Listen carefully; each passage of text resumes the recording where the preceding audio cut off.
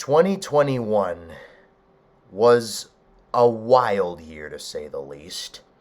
I mean, compared to 2020, it was both better and worse at the same time. In today's video, I will be explaining why I feel this way. Hello, my name is Jason Sheeran, and I want to welcome you to the Jasonverse.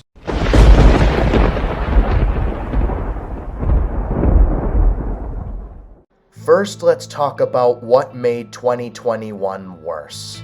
First off, let's talk about the elephant in the room, or in this case, the elephant in millions of rooms across the world, the pandemic that shall not be named. Now, I'm not going to talk too much about this because I know a lot of you are just as fed up about it as I am, but here's just a little bit of my opinion on it. I feel like CV has gotten even worse this year than it was last year with those new variants and stuff like that.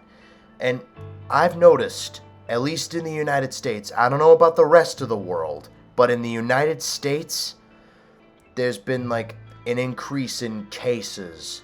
And with each surge, I've also noticed that we seem to do better in the summer than we do in the winter, probably because of Thanksgiving, Christmas, and New Year's. But anyway, with each surge that we get, the next one is usually even worse than the previous. I remember when CV first became a thing, and the United States, or at least Massachusetts, was getting anywhere between 1,500 and 2,000 cases, you know? And then we're on to the third surge, and now we're getting at least 20,000 cases a day, which is 140,000 a week, which is crazy. So yeah, that's why I think the CV has gotten even worse than it was last year. But yeah, enough about CV. I've talked about it enough. Let's just move on to some of the other stuff. Another reason why 2021 was worse than 2020 was because we lost a legend whose career has spanned for over 80 years. An animal activist, a famous actress, and just an all-out kick-ass woman. I am talking about the one and only Betty White. What made this news even more shocking was that she passed away on New Year's Eve, of all days, and she was just 17 days away from turning 100 years old. All I have to say to that is, God bless her, because she's just an amazing woman, very funny, very entertaining, and she's just been around for many, many years, and honestly, I'm happy she was here. You know, she made a lot of people smile, including me, and she will be very missed. For the longest time, after the other cast members of the Golden Girls passed away, Betty White was the sole survivor for the longest time, and she was a trooper. She was definitely a trooper. I remember back in 2016, that was literally a bad year to be a celebrity because celebrities were just dying left and right. I mean, you had Carrie Fisher, you had Debbie Reynolds, Prince, Muhammad Ali. But the thing was, everyone was just so worried about Betty White that some guy even made a petition to try and protect Betty White from death itself. Betty even came out and said, "Hey, I'm fine. I'm perfectly fine. You don't have to worry about me." So, yeah, she ended up living another 5 years anyway, so that's good on her part. The only thing I have to say now is thank you so much, Betty White, for entertaining me with everything that you're in, like Saturday Night Live, movies, or The Golden Girls, or whatever. You are an amazing person, and you will forever be missed by not just me, but fans around the world.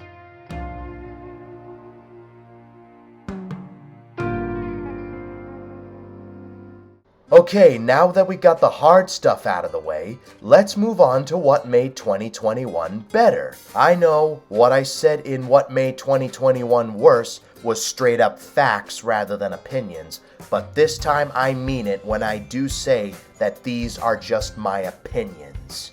One good thing that came out of 2021, for me anyway, was the growth of my YouTube channel. And as we head towards 60,000 subs, wow, 60,000. That's amazing. Like, I was really surprised to reach 1,000 subscribers, let alone 60,000. I mean, damn. I just want to say thank you so much. When I was leaving 2020 and entering 2021, I only had about 30,000 subs, which is still a lot, but I could have had more. But now my subscriber count has almost doubled since then. That's amazing. Another thing about 2021 was that it was my busiest year on YouTube ever. I uploaded more videos in 2021 alone than I did in the rest of my YouTube career. And I've been uploading videos since 2017. Yeah, I bet you didn't know that I uploaded my first video back in 2017. And the funny thing is, this video wasn't even made in 2017. It was made in 2015. I was still in high school at the time. I was just 17 years old at the beginning of my senior year in high school. It was a project for my video class. I mean, just look at this handsome dude. Just look at him! And here's another video that I made in my video class back in 2014 during my junior year about a product called InstaHair. It's basically this fictional product where you put it on your head and it's supposed to grow hair within a matter of seconds. It actually won an award for Best Live Commercial, and I have it on my shelf. I know I am getting very distracted and off topic, but my point is 2021 was just my busiest year on YouTube. But overall, I've had this YouTube channel for 9 years, I've been uploading for 5 years, and I've been making money for a year and a half. The only struggle that I've had with my YouTube channel is basically trying to balance my YouTube career with my personal life.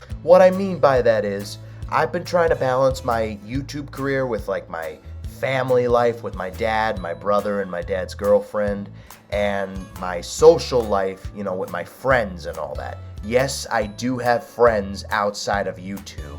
If 2020 was about my rise to YouTube, then 2021 would be about balancing my YouTube career with my personal life. And don't worry, I enjoy uploading videos on YouTube, so I'm not going anywhere anytime soon.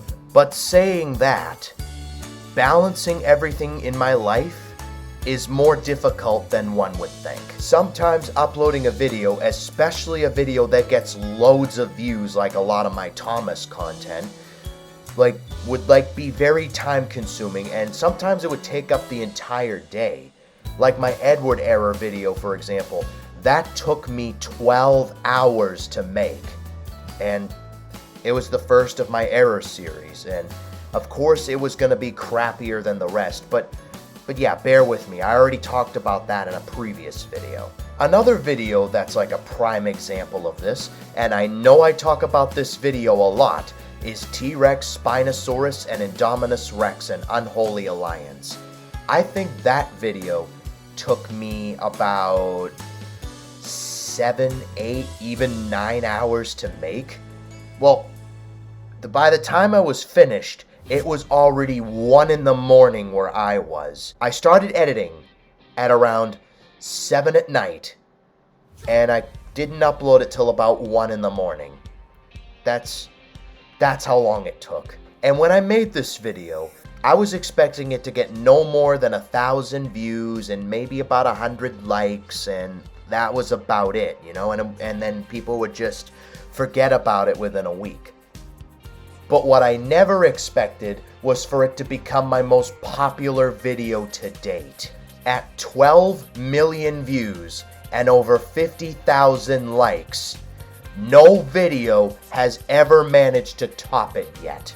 And to this day, this video still manages to thrive even after almost 2 years. That's amazing. Other times, my personal life would get so hectic that I wouldn't even have time to make a YouTube video. Hell, I haven't even been uploading on my TikTok as much as I used to because my personal life and my YouTube life is just way too hectic. I mean, every now and then if I have an idea for a video, then I'll upload it, but other than that, I just really haven't found the time. And nowadays, it's pretty clear that I am predominantly a Thomas YouTuber. Anything that isn't Thomas doesn't get nearly as many views as Thomas does. Even my SpongeBob crossover series doesn't get as many views as it used to anymore because everyone just wants my Thomas content, you know? Like Henry gets trolled by 4 Thomases, James gets trolled by 3 Thomases, Gordon gets trolled by 3 Thomases, you know? Everyone just wants Thomas in the multiverse, you know, more and more of it.